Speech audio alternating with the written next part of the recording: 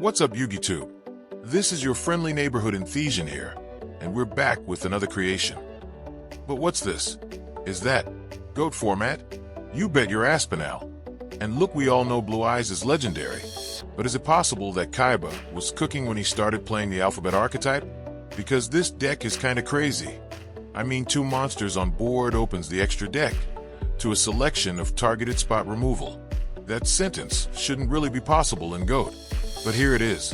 To start out, we are obviously running Y Dragon Head, X Cannon, and Z Metal Tank, but we are maxing out at 3 each.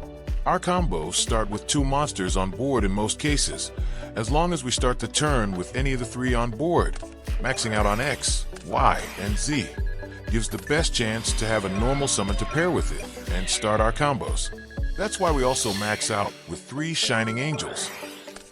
The Shining Angels can special summon both Y Dragon Head and Z Metal Tank directly from deck, making him the best starter for our deck. And if for some reason we need a couple turns, while we wait for a card like Different Dimension Capsule to resolve, we can chum block with Angels and get closer to our combo pieces. Speaking of Different Dimension Capsule, we are playing 3. Why? Well, it's GOAT. The game can last a few turns, and with good spell or trap spot removal being so scarce, making the opponent choose if they want to break the set or the Different Dimension Capsule creates an interesting dynamic. It's important to remember in GOAT format set cards are powerful, but so is the Nobleman of Crossout. Funny enough, we play Dimension Fusion, so maybe it's not that bad, but be that as it may, we never set the Shining Angels. The fact is a face-up Shining Angel means you have to run into it or waste a more valuable spot removal card to deal with it safely. And for that very reason, we play Triple, My Body as a Shield. This card is super underrated in GOAT. Stops Nox, stops Torrential, protects from Mirror Force, Ring of Destruction, Bottomless Trap Hole, Sakuretsu Armor, and mostly anything else in case we need to crash in with the Shining Angels, because with this deck, that's on the table too. Why? Well, because we too have an in-deck quote-unquote chaos monster. Soul of Light and Purity can banish 2 light monsters in my grave to special summon itself. Sounds like a nothing burger, right up until you pair it with Dimension Fusion, and those 2 monsters you banished happen to be a couple X, Y, Z pieces. Even if it's just Shining Angels, they can ram in and get you to your pieces. You can even banish the X, Y, Z fusions with Soul of Purity and Light, and then special them back with Return of Dimension Fusion. In some cases, Frontline Base is actually better, because if you open it with 2 pieces and Defusion, you can do the same play mostly. But in general, the Shining Angel is this deck's engine and does a great job of opening almost every avenue to victory. As for the rest of the deck, we thought with a deck that can be so explosive, we wanted to make sure we could ensure our plays, hence the My Bodies, but also by putting in some power cards of our own like Heavy, Trinade, Vortex, Snatch Steel, and the Game Stealer Limiter Removal. We also wanted to be as quick as possible, hence the Upstarts, Jars of, and Reckless Greed on top of Pot of Greed and Graceful. With 8 draw cards and 3 Different Dimension Capsule, a little over 1/4 of our deck gets us to another card. Speaking of, Sangan gets us to Shining Angel, which is enough said, but also Y and Z, but even Sinister Serpent. Serpent is especially good because each of the X, Y, Z fusions, which are not once per turn, require a discard. What better discard but the infinite fodder? As for the fusions, XY Dragon Cannon pops face-up spells and traps. XZ Tank Cannon pops face-down spells and traps. YZ Tank Dragon pops face-down monsters. And XYZ Dragon Cannon pops anything. They kinda hoed XYZ on the name too, but I digress. As for the Duel in front of your face holes, we just got hit with the Unholy Trinity. Graceful, Pot, and Delinquent Duo. Usually that's an auto lost, but we drew Z Metal Tank, and we still have Y Dragon Head on board, with Defusion in hand. Yeah, the game is going to end, but it'll end in our favor. My Body to protect from the Sakuretsu Armor, and Limiter Removal to make it lethal. That was explosive. As we move on to the next duel, We open with one of this deck's most powerful plays, Normal Shining Angel, set 1. Our opponent, however, is on some of that good pot. He gets one heck of an upstart as he rifles through his deck and comes up with a MST. This guy had 3 of his spell and trap removal cards in the opener. As he runs through them, I think my 3 different dimension capsules might have the go-ahead to allow me to get any cards from my deck. Not that it's relevant now, but it's something to keep in mind. And also keep in mind that YZ pops face-down cards. It's nice to have a knock you can summon from the extra deck. Magician of Faith, Gravekeeper Spy, Decoy Chief, Night Assailant, all very powerful cards in Goat.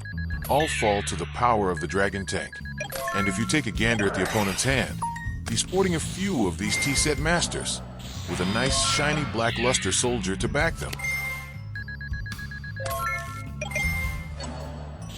It seems like my opponent is playing Chaos Burn, but he never quite got the memo, did he? We like pain here. We'll inflict some on ourselves soon. But for now, let's test his pain tolerances. Now, we don't have the out for BLS right now, but the opponent hasn't gotten much out of his BLS either. In fact, wait till he realizes this deck plays from the banished pile. I bet he shits himself stupid. And my goodness, is this a second unholy trinity we're about to get hit with? He's about to be up 9 cards to 3. What could we possibly top deck? Now we just need a... Oh yeah. How do you spell GG? And we have the decree to stop the Torrential. It's time he entered the scoop phase. And now, ladies and gentlemen, we see the power of a jar. Well, we also start pot Graceful. Turns out, we didn't even need the Graceful, unless he had both knock in hand. Whatever we chose to set was going to be protected by my body. After starting so strong, the opponent was convinced he needed to be aggressive to make up for the disparity in card advantage. Instead, he ran into a Cyber Jar, and now we're going to have a couple more cards going into our turn. Seeing a heavy Vortex Limiter, you already knew the fat lady was warming up her voice. So when the genius sees our hand and doesn't send back the only machine, that fat lady and her choir started belting out spirituals, cause she knew his soul was finna go on a journey to that upper deck box in the sky. So we start out with our best possible opener, the Shining Angel, with a serpent in hand and a Y Dragon. As soon as he runs into it, we're going to get Z-Metal Tank and Contact Fuse. Instead, we run into a jar ourselves. We in turn, and they fire a Graceful, and suddenly, the bum hole's puckered tighter than a pickle jar. But once we see the set, we call on the fat lady to perform a set of her own. It turns out that speeding up a turbo deck isn't a wise move, but he can sort that out in his scoop phase. So seeing all the havoc we caused with a Shining Angel, it's wise to remove Shining Angel off our board without attacking.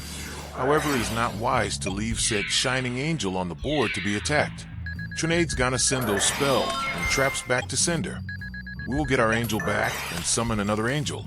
Then we're going to play the Recruiter Crash game, which goes as well as you'd expect it from this position. We wanted to get to both Y and Z, but the opponent may have sniffed it out, opting for Sangan than his third Mystic Tomato. Either way, we win the exchange for now. After getting his search, the opponent's gonna T-set with an active Necro Valley. Smelling blood in the water, we end Phase Jar. And boy did it help because the top deck was Z-Metal Tank. Must we remind you of what XZ Tank Dragon does? Knock knock. As he fiddles with his response, we slam down Diffusion with reckless abandon and swing for over half his LP. In case we forgot to mention that Y and Z and Union monsters and can equip themselves to certain monsters, which truth be told is just bad in Goat, but they do boost the attack and gives battle and destruction protection to the monster they are equipped to. Only one monster can be equipped with them at a time. While that sounds really good, they usually end up getting bounced or popped in the spell or trap zone. They can also unequip themselves and special summon themselves to your board. After the heavy storm returns Z-Tank to us, the opponent knows it's time to scoop.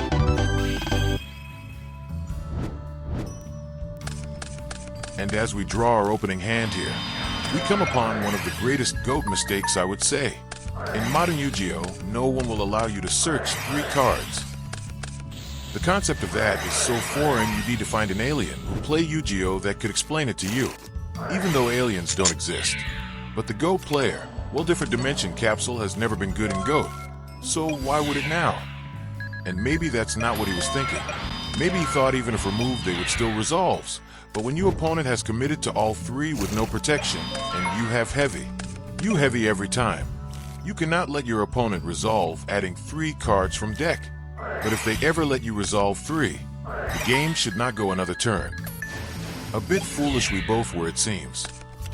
When it comes to targets for DD capsule, typically we choose Diffusion, because if it does get destroyed and a card is stranded in the banished zone, we'd rather it be a card we play multiple copies of. But if the opponent is shown not to be threatened by them, Pot of Greed and Graceful Charity become ideal targets. Speaking of ideal targets, that back row looks great for demonstrating that these fusions are not at all once per turn. Like a sad, broken old man, we watch our opponent limp to the finishing line, while we show the ladies and the winners circle our big cannon.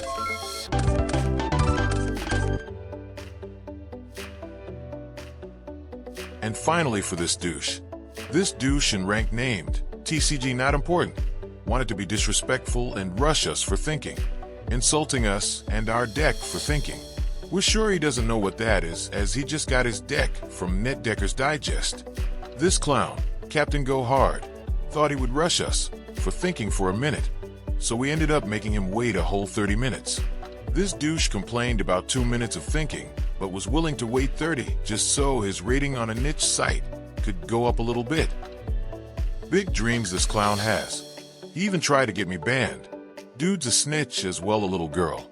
We absolutely dust him right here and drag our metal nuts all over his face.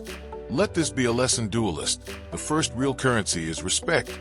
Without it, nothing can get done reasonably. A little respect can go a long way. As for this guy, he eats corn the long way, and he swallows the cob. So that's the episode. We thank you all for watching. Don't forget to like, comment, and subscribe on the next Enthision's Creations. Enthision out.